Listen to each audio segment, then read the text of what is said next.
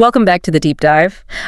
You, the intensely curious listener, have handed us a really chilling stack of true crime source material today. Yeah, this one is, it's heavy. It really is. And, it got me thinking, usually when we think of a monster, we picture, something lurking in the shadows, right? Right, like a stranger in a dark alley or, a classic horror movie villain. Exactly. We are completely conditioned to expect the danger to actually look dangerous. We rely entirely on that visual warning system. Like, human beings just desperately want to believe that profound evil announces itself with, a flashing red light. But what if I told you that the absolute most dangerous presence you could ever encounter might be hiding behind, heart-themed wallpaper and a collection of ceramic precious moments figurines? Yeah, that's the truly terrifying part. It is. So today we are diving deep into excerpts from the really terrifying true crime book If You Tell by Gregg Olsen.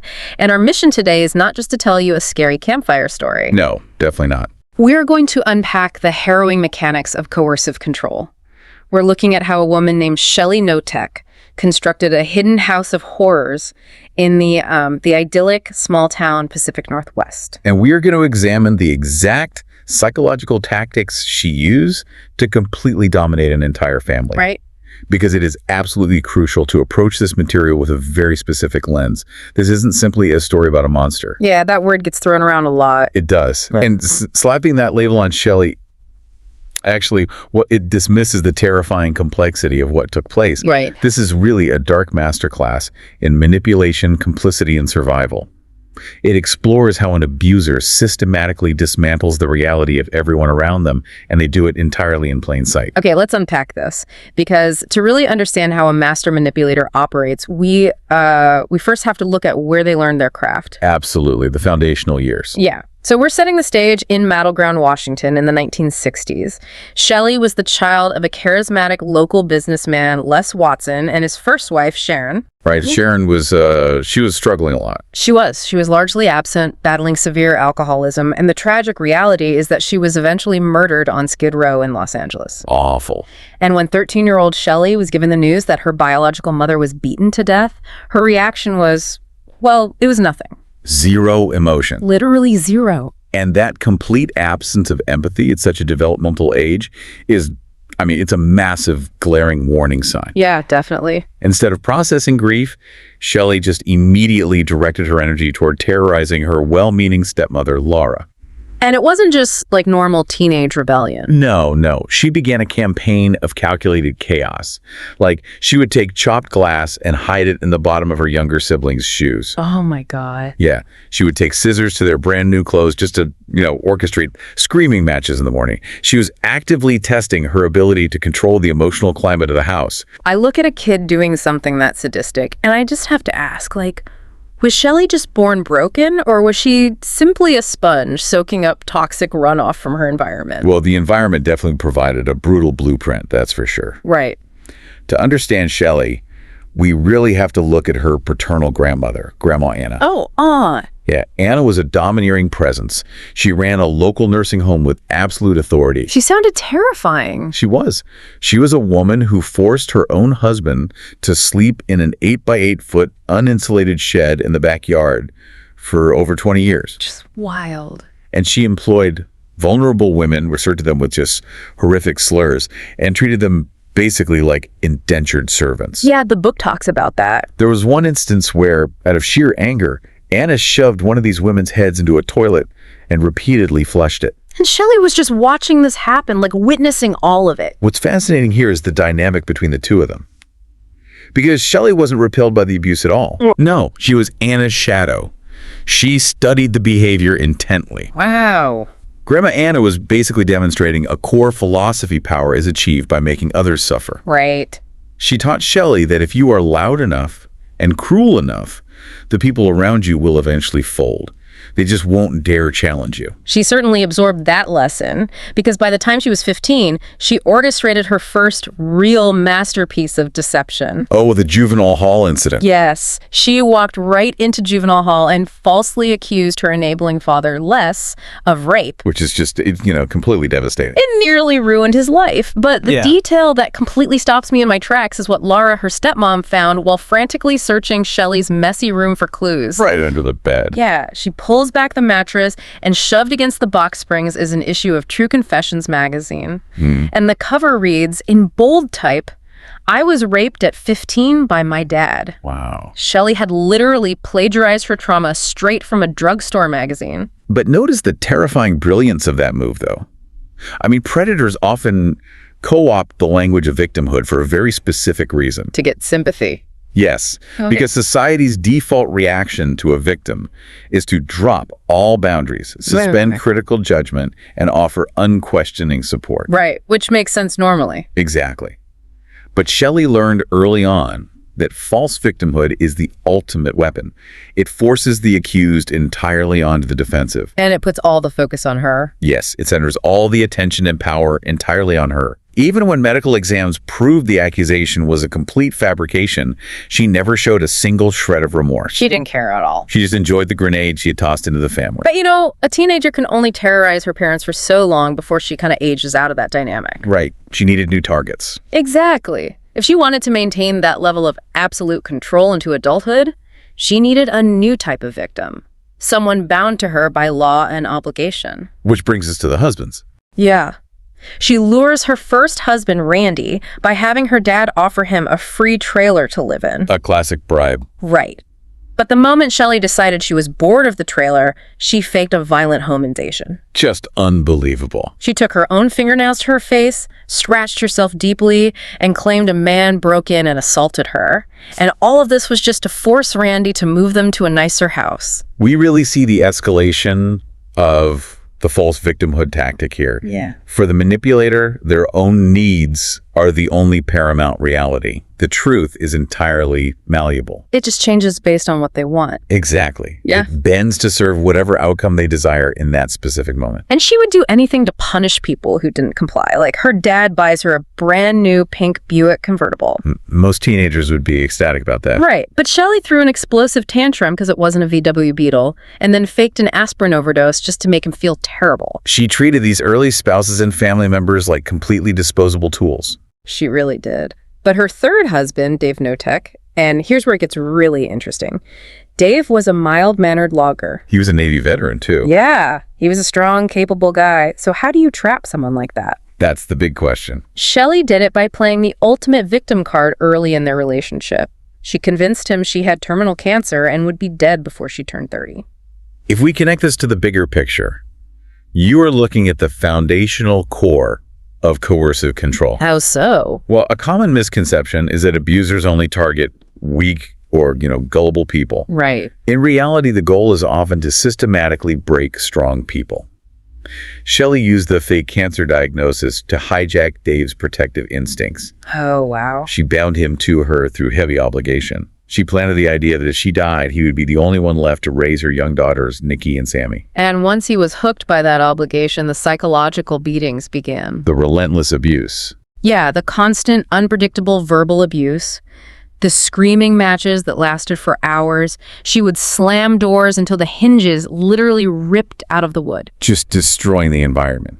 It reached a point where Dave was sitting on his front porch with a shotgun, crying, just completely shattered by her relentless assaults. And to understand why he didn't just walk away, we really have to look at the neurobiology of domestic terror.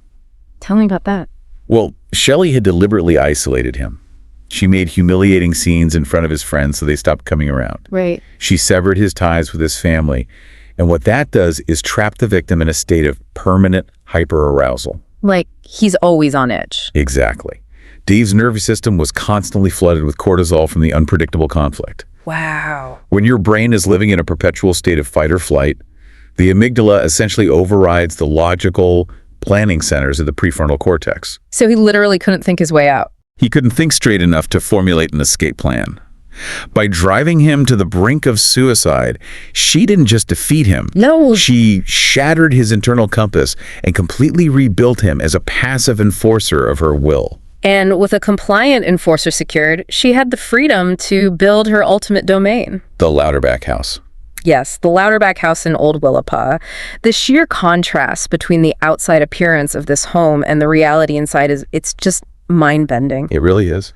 You walk into this house and it is overwhelmingly quaint. She decorated with Holly Hobby country motifs. Right. There were precious moments figurines on every available surface, heart-themed wallpaper bordered the rooms, and the walls were literally plastered with smiling, professional family portraits. That aesthetic is actually a vital piece of the psychological camouflage. For real? Oh, absolutely. Yeah. Abusers expend vast amounts of energy maintaining a flawless, wholesome facade. Wow, okay. It serves a dual purpose.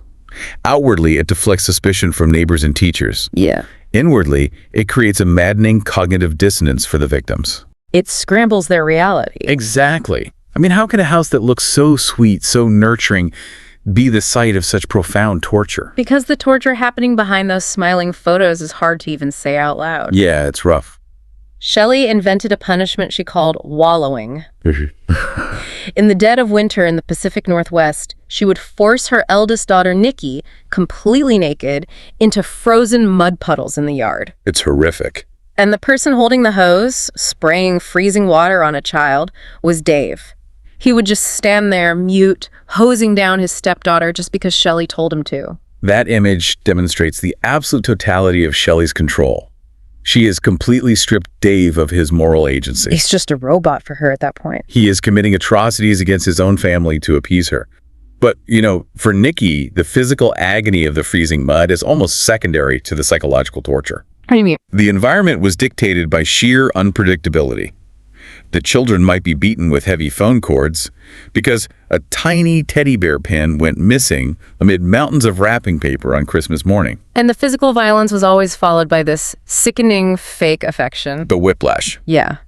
I keep thinking about the Cabbage Patch doll. Oh, right. Shelley gave Nikki this highly coveted toy for Christmas, let her hold it and feel the joy of the gift, and then instantly snatched it away and locked it in a closet indefinitely. Just to mess with her head. Or the time Shelley flew into a rage and shoved Nikki backward through a plate glass door. That was brutal. Nikki is bleeding profusely, covered in jagged shards of glass, and Shelley instantly shifts personas. Completely flips a switch. She draws Nikki a warm bath, gently washes away the blood, and speaks in this eerie, apologetic, almost maternal voice. It's like a horrific psychological slot machine. That analogy hits the nail on the head. You are describing the exact mechanics of intermittent reinforcement. Right, because you pull the lever, and you never know if you're going to get extreme bloody violence or overwhelming gentle affection. Exactly. It forces the kids into a state of permanent hypervigilance. They become addicted to trying to figure out the pattern and, to hit the jackpot of their mother's love. But the game is completely rigged. Exactly. Intermittent reinforcement is widely considered the strongest psychological glue known to science. Yeah. It's the core mechanism behind a trauma bond. Wow. The victim becomes deeply attached to the abuser because the abuser is the source of the terror, but crucially, they are also the only available source of relief from that terror. That makes so much sense. Right. When Shelley washes the blood away, she positions herself as the savior from the very injury she just inflicted. Which is so messed up. For a developing brain, it is catastrophic. The child literally cannot process that the person comforting them is the exact same predator who just pushed them through glass. The realities just clash. The conflicting realities fuse together into a desperate dependency. Well, in an environment that unpredictable, survival becomes the only objective. Of course. The victims had to develop vastly different coping mechanisms just to make it through the day. And Shelley manipulated these sibling dynamics to ensure the children never united against her. Divide and conquer. Her two daughters, Nikki and Sami, adapted in completely opposite ways. Nikki, the older sister, rebelled. She fought back. She did, and because of that, She became the primary target of the physical abuse and the extreme isolation. Shelly really targeted her. Shelly eventually locked Nikki in her room for an entire summer. She nailed the window shut, installed a heavy hasp on the outside of the door, and gave her nothing but a bucket for a toilet and a stack of Stephen King novels. Which is just torture. And then look at the stark contrast with Sami. Right. Sami observed the ecosystem of the house and realized that rebellion brought the hose and the frozen mud. Yeah. So she survived by adopting a strategy of appeasement. She learned to, butter up her mother, becoming the compliant favorite child. But that favor came with a terrible isolating cost, didn't it? It absolutely did. Sami was the one who had to sneak the toilet bucket down the stairs to empty it. Oh, man. Sami had to hide damp towels because Shelly had arbitrarily decided the well was dry and no one was allowed to shower without her express permission. So Shelly basically created an artificial environment of extreme scarcity. Precisely. She controlled the water, she controlled their bodily functions. It's just absolute granular subjugation. It is. But then the dynamic shifts again because Shelly starts absorbing outsiders into this ecosystem. Bringing new people into the house. Yeah. First, she takes in Shane, a streetwise nephew from a rough background. He quickly becomes Nikki's co-conspirator and a fellow wallower. Right. But then she brings in Kathy Loreno. Kathy was Shelly's 30-year-old hairdresser. Shelly eventually convinces Kathy to pack up her life and move into the house. This is a huge shift in the dynamic. And wait, hold on. I have to stop here. Because I understand how a child is trapped. And I understand how a husband is broken down over years of obligation. But Kathy was a grown woman with her own apartment. Right. She could literally just walk out the front door. How does a manipulator convince an adult outsider to voluntarily lock the door behind them? This raises an important question, and it really gets to the core of how predators scan the world. Okay. Abusers have a highly tuned radar for vulnerability. Kathy wasn't just a hairdresser. She was a chronic people pleaser who was, she was a bit lost in life. She was estranged from her own mother and struggling to build a stable clientele.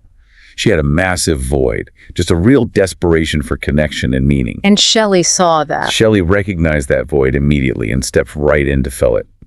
Shelly offered Kathy a sense of extreme purpose, telling her, I need you to help me with the babies. I need your help managing these unruly kids. So she makes Kathy feel completely indispensable. Exactly. She elevates herself to a godlike status in Kathy's eyes. Yeah. She made Kathy feel like the chosen disciple. What you are seeing is cult dynamics operating on a micro scale. That is so creepy. You isolate the vulnerable person, you provide them with an alternate reality where you are the supreme authority, and you make them completely dependent on you for their entire sense of self-worth. And by the time Kathy moved in, she genuinely thought she was helping a best friend. She did.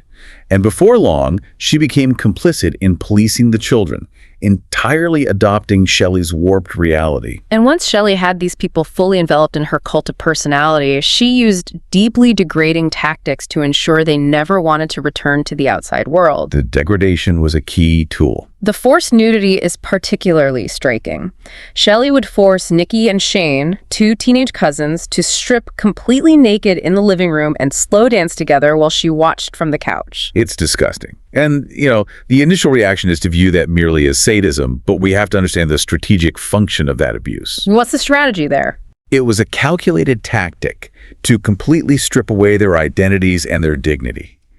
Shame is an incredibly effective cage. Oh, wow. If you can force someone to endure that level of profound humiliation, you basically break their psychological spine. Yeah. You make them feel so dirty, so fundamentally broken, that they believe no one in the outside world would ever understand them, let alone want them. You convince them that they truly belong in the mud. Precisely. It ensures they won't dare seek outside help because the shame of explaining what has been done to them is simply too great to bear. So what does this all mean? Why are we walking you, the listener, through the horrifying mechanics of this house in the Pacific Northwest? Because it's a vital lesson. Because true manipulators rarely wear monster masks. They do not look like the villains we expect to see. They decorate their lives with hearts and flowers and precious moments figurines. They hide in plain sight. They bait kicks, they act like the victim, and they demand unquestioning loyalty. This deep dive is a crucial lesson in recognizing the hidden architecture of toxic dynamics. It shows us exactly how coercive control operates, how the nervous system can be hijacked, and how abusers isolate their victims in plain sight by maintaining a flawless facade of small-town normalcy. And as we close this discussion, I want to leave you with a final thought to mull over. Okay. We've spent this time examining the systematic attempt to completely destroy the minds and bodies of the people inside that house. Shelly Knotek intentionally pitted her children against each other, right? She created an environment of scarcity, fear, and shame just to ensure she remained the undisputed authority. Right. But consider the indomitable resilience of the human spirit. What happens when that shared trauma, which was meticulously designed to isolate and break, actually backfires on the abuser? Oh, wow. Imagine how surviving that kind of deliberate psychological destruction might forge an unbreakable bond. A terrifying realization for any abuser is that the very people you spent decades trying to dismantle might one day become the united front that finally brings you down. And suddenly, that pristine, heart-covered wallpaper starts to peel. Thanks for joining us on this deep dive.